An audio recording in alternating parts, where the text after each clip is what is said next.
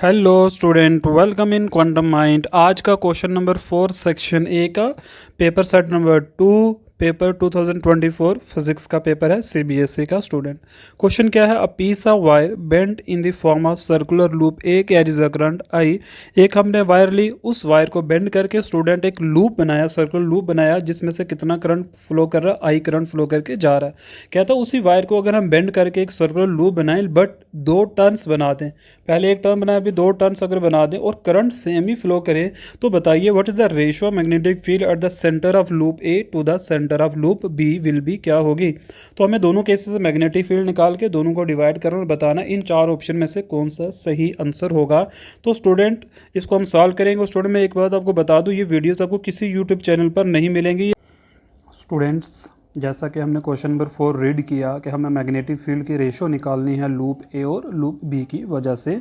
तो सबसे पहले स्टूडेंट मैं आपको बताऊं, ये जो क्वेश्चन नंबर 4 है ना, ये क्वेश्चन नंबर 4 जो है पेपर 2024 का सेट 2 का क्वेश्चन नंबर 4 है, सेक्शन ए का है। कैसे इसको सॉल्व करना है, इससे पहले 3 क्वेश्चन मैं ऑलरेडी सॉल्व कर चुका हूँ, जो आपको मेरे चैनल पे अवेलेबल मिल जाएंगे। स्टूडेंट, मैं आपको एक बात यहाँ बताना चाहता हूँ कि मैंने चेक भी किया कि इन वीडियोस मतलब जो क्वेश्चन है इनके सोल्यूशन आपको कहीं नहीं मिलेंगे। ये सिर्फ आपको मैं ही सॉल्व करवा रहा हूँ और मैं आगे भी आपको पूरा पेपर सॉल्व करूँगा। जितने भी 3 के 3 सेट आपके आए हुए थे वो पूरे मैंने सॉल्व आपको करवाने हैं, ताकि आपको जो आपका पेपर 2025 में होगा आपको उसमें काफ़ी हेल्प हो जाए। देखिए इस क्वेश्चन का सोल्यूशन स्टूडेंट क्या रहेगा। क्वेश्चन में गिवन है कि आपको ये पास क्या है, एक वायर को अपने बेंड करके क्या किया स्टूडेंट, लूप बनाई है। सबसे पहले मैं आपको बता दूं कि जो मैग्नेटिक फील्ड होता है किसी भी लूप की वजह से, उसका फार्मूला आपने याद रखना है स्टूडेंट, वो बी किसके बराबर होता है? तो फार्मूला है N into mu naught I divide by 2 multiply by R. Student, ये जनरल फार्मूला आपने याद रखना है। मैग्नेटिक फील्ड जब भी किसी सर्कुलर लूप की वजह से आप सेंटर पर मालूम करोगे तो आप यूजिंग दिस फार्मूला। अब इस फार्मूले में क्या क्या हमें करना है, सबसे पहले अगर स्टूडेंट लूप ए की मैं बात करूं, फॉर लूप ए के अंदर स्टूडेंट जो नंबर ऑफ टर्न्स हैं वो आपको दे रखे हैं। नंबर ऑफ टर्न्स एक मतलब एक ही बार उसको टर्न्स है। और स्टूडेंट में इसका जो रेडियस है उसको रेडियस को मैं R1 सपोज कर लेता हूँ। करंट हमारे पास आई के बराबर ही आएगा। तो magnetic field due to loop A student किसके बराबर आ जाएगा? नंबर ऑफ टर्न्स की जगह 1 आ जाएगा और 1 लिखने की ज़रूरत नहीं है। Mu naught I divide by 2 into R1 हो जाएगा। तो स्टूडेंट ये इक्वेशन फर्स्ट आ गई हमारे पास। Magnetic field due to loop A की वजह से मैग्नेटिक फील्ड निकल गया है। अब स्टूडेंट हम क्या करेंगे, लूप बी की वजह से निकालेंगे, लेकिन लूप बी स्टूडेंट निकालने के लिए सबसे पहले हमें रेडियस चाहिए। तो वो रेडियस क्या होगा, तो रेडियस किस तरीके से फाइंड करना है वो आप ध्यान रखना। स्टूडेंट, सपोज करता हूँ मेरे पास ये एक वायर है, मैंने एक वायर ले ली, ठीक है। अब मुझे नहीं पता इसकी लेंथ क्या है, बट स्टूडेंट अगर मैं सपोज करता हूँ इसकी लेंथ L के बराबर है, तो मुझे बताइए इसी वायर को बेंड करके हमने सर्कुलर लूप बनाई। इसी वायर को बेंड करके हम सर्कुलर लूप बना रहे हैं स्टूडेंट, ये जिसका रेडियस मैं सपोज कर रहा हूँ R1 के बराबर होगा। तो मुझे बताइए क्या यहाँ से लेकर यहाँ तक की लेंथ और ये वाली दूरी सेम नहीं होगी, क्योंकि इसी को तो बेंड करके हमने वो बनाया है। अब यहाँ पर हम क्या कहते हैं स्टूडेंट, पेरीमीटर कहते हैं और या लेंथ कहते हैं, और यहाँ पर क्या कहा जाता है सर्कुलर केस में उसी को सर्कमफ्रेंस कहा जाता है। तो मुझे बताइए लेंथ किसके बराबर होगी स्टूडेंट? तो लेंथ बराबर होगी 2 पाई इंटू रेडियस R1 के बराबर हो जाएगी। हम इसी कंसेप्ट का यूज़ करके दूसरी लूप के लिए क्या स्टूडेंट फाइंड करेंगे, रेडियस फाइंड करेंगे। तो सपोज करते हैं, मैं यहाँ पर लिख रहा हूँ सपोज फॉर लूप बी के लिए स्टूडेंट सपोज करते हैं जो रेडियस है वो R2 के बराबर होगा। मतलब यहाँ रेडियस क्या है, R2 के बराबर होगा। और नंबर ऑफ टर्न्स हैं स्टूडेंट कितने, 2 के बराबर होंगे। ये गिवन हमें दे रखा है कि नंबर ऑफ टर्न्स किसके बराबर है स्टूडेंट, 2 के बराबर गिवन दे रखे हैं।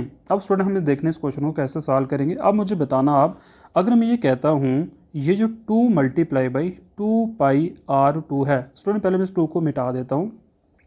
अब मुझे बताइए जो 2 पाई R2 है ये क्या चीज़ है? तो आप स्टूडेंट कहोगे ये लूप बी का सर्कमफ्रेंस आ गया। और स्टूडेंट मैं कहूँगा ये एक टर्न का सर्कमफ्रेंस आया, और अगर मैं इसको 2 से मल्टीप्लाई कर दूं तो मेरे पास दोनों टर्न का सर्कमफ्रेंस आ जाएगा। क्या स्टूडेंट ये इसके बराबर नहीं होगा? 2 पाई R1 के बराबर होगा। क्यों? क्योंकि ये लेंथ और ये लेंथ दोनों केस में सेम है, क्योंकि एक ही तो वायर है ना हमारे पास, जिसका हमने पहले एक टर्न बनाया फिर हमने उसके 2 टर्न बना दिए। यहाँ से स्टूडेंट अगर मैं सॉल्व करूँ तो हमें R2 देखना कितना मिलेगा, 2 से 2 भी कटेगा, पाई से पाई भी कट जाएगा। स्टूडेंट R2 यहाँ से बराबर हो जाएगा R1 डिवाइड बाई, देखो ये 2 जो है स्टूडेंट ये मल्टीप्लाई हो रहा था, इक्वल टू किधर शिफ्ट करके क्या हो जाएगा, ये डिवाइड हो जाएगा। तो स्टूडेंट हमें R2 की वैल्यू भी मिल चुकी है। अब स्टूडेंट हम फाइंड करेंगे मैग्नेटिक फील्ड लूप बी की वजह से। तो स्टूडेंट देखिए लूप बी की वजह से मैग्नेटिक फील्ड किसके बराबर होगा, बी बराबर स्टूडेंट किसके हो जाएगा, इसको मैं शॉर्ट में बी छोटा लिख रहा हूँ, ठीक है ना, मतलब इसका मतलब लूप बी। अभी स्टूडेंट फार्मूले में एन की जगह 2 पुट करेंगे, म्यू नॉट का म्यू नॉट ही रहेगा, करंट क्योंकि सेम था दोनों केसेस में तो इसमें भी आई ही रहेगा स्टूडेंट, डिवाइड बाई 2 का 2 ही रहेगा। आर की जगह क्या आ जाएगा स्टूडेंट, आर के रेडियस बराबर आ गया हमारे पास, R2 के बराबर हमने रेडियस ले लिया।